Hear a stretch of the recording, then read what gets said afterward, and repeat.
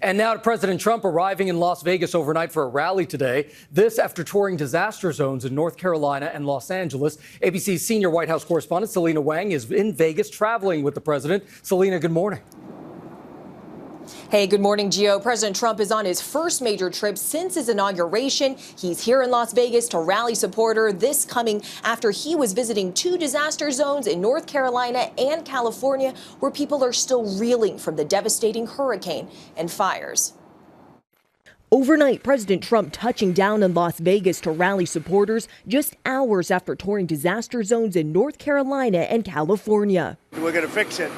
And we're going to fix it as fast as you can. While Trump promised significant aid to North Carolina, a battleground state that helped Trump win the election, the president said he would only give aid to California on two conditions. I want to see two things in Los Angeles: voter ID, so that the people have a chance to vote, and I want to see the water be released and come down into Los Angeles and throughout the state. Governor Gavin Newsom fact-checking Trump overnight, saying California pumps as much water now as it could under prior Trump-era policies, and that California residents must show ID to register to vote. President Trump also suggesting he might get rid of FEMA and have states handle their own emergency response.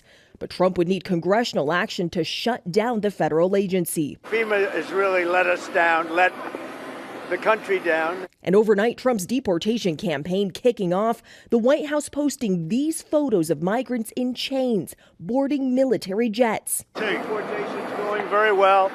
We're getting the bad, hard criminals out. The flights landed in Guatemala carrying roughly 160 people.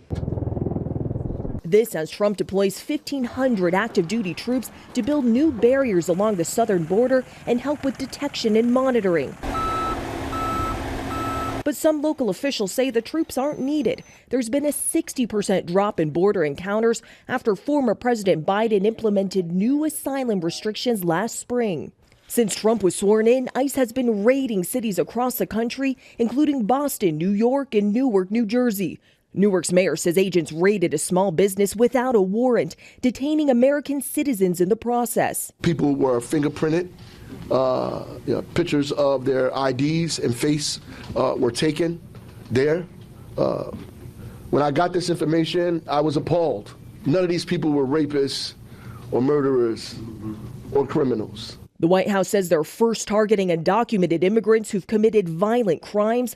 But Trump's border czar Tom Homan tells our chief global affairs correspondent Martha Raddatz that he has this warning for anyone in the country illegally. If you're in the country illegally, you're on the table, because it's not okay to, violate laws of this country.